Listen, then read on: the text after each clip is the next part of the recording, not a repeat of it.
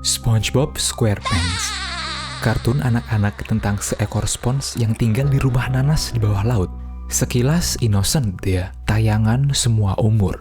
Tapi what if itu semua hanya ilusi, hanya topeng yang menyembunyikan kebiadaban sesungguhnya.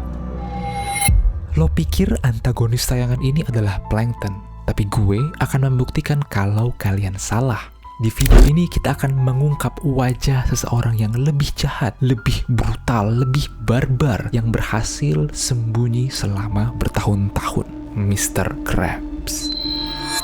Mr. Krabs, kepiting merah yang serakah, pelit, dan sangat mencintai uang. Tapi bagaimana kalau Mr. Krabs itu gak hanya sebatas mata duitan?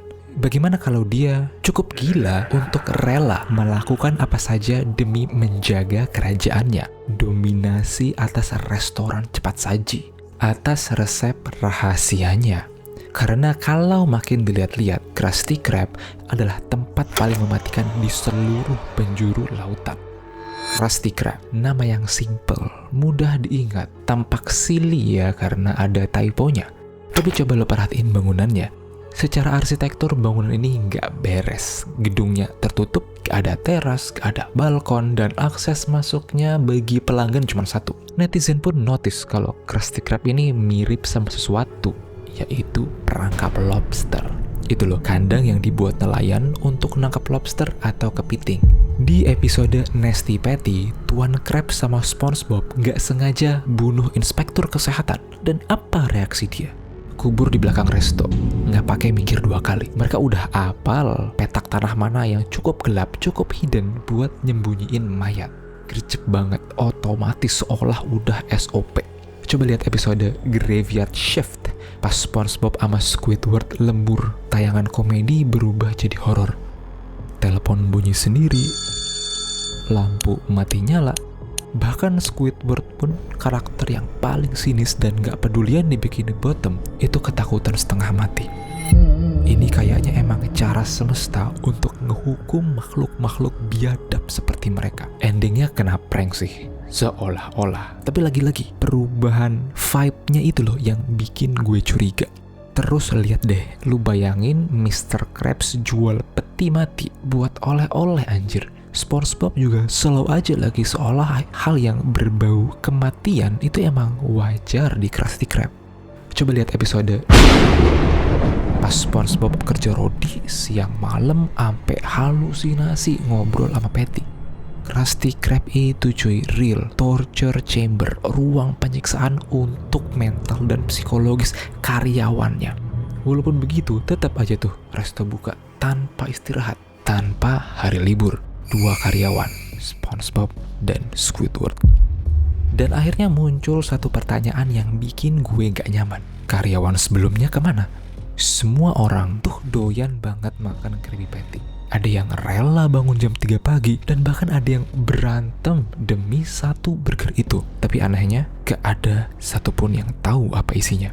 Resepnya dikunci rapet dalam berangkas Mr. Krabs. Tiap kali ada yang mau deketin tuh resep, Mr. Krabs auto histeris. Bahkan ada episode dia nyembunyiin resepnya di bawah kasur. Coba deh lu pikirin, nama restonya Krusty Krabs, tapi gak ada menu crabsnya. Apa jangan-jangan emang daging crabs adalah bahan utamanya? Sekarang gue tanya, keluarganya Mr. Krabs mana? Oke, tetangganya deh, sanak keluarganya, sanak familinya. Laut tuh luas cuy. Kenapa kepitingnya cuma itu-itu aja? Gak ada saudara jauh, gak ada tetangga, gak ada temen, cuma Mr. Krabs doang. Oh, dan orang tuanya, dan gue yakin yang dagingnya udah alot. Gimana kalau resep rahasianya gak cuma bahan utamanya ya? Itu dari sesuatu yang lebih mengerikan, kayak tumbal gitu. Tumbal dari darah daging keluarganya sendiri, saudara-saudaranya sendiri, disembelih, diolah jadi masakan yang candu. Dan itulah kenapa Plankton gak bisa niru Krabby Patty, karena ada satu bahan yang mustahil untuk dia dapatkan. Ada detail mencurigakan yang sering orang kelewatan. Ini muncul di episode Just One Bite. Di episode itu, Squidward nyicip Krabby Patty untuk pertama kalinya. Cuma 1 gigitan, tapi merubah segalanya. dia jadi kecanduan, bener-bener obses. Bahkan sampai ngunci diri dalam gudang cuma buat makan Krabby Patty. Ini perilaku khas orang kecanduan. Apa jangan-jangan Krabby Patty ada zat adiktif yang emang bikin nyandu? Gini cuy, ada yang lebih menarik. Squidward itu kan cumi. Di dunia nyata, IRL, cumi itu makanannya kepiting dan hewan bercangkang lainnya. Jadi what if setelah satu gigitan itu, insting alami Squidward langsung nyala, langsung balik ke settingan pabrik. Dia mengenali sebuah rasa yang sangat familiar, rasa daging kepiting. Krabs itu diam-diam super villain cuy, lihat aja. Di Born Again Krabs, dia tega ngejual jiwa SpongeBob seharga 52 sen, nggak nyampe $1, nggak pakai nawar, still deal buat dia.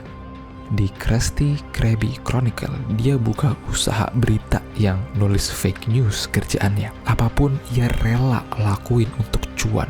Orang macam apa yang rela mengorbankan moralitasnya demi dola-dola? Makhluk waras macam apa yang hobinya maling kutang dan ngobrol sama mesin kasir? Dan gue curiga, jangan-jangan Krusty Krabs ini bukan cuma restoran biasa, tapi sebuah anomali SCP, entitas yang selalu lapar dan selalu meminta tumbal.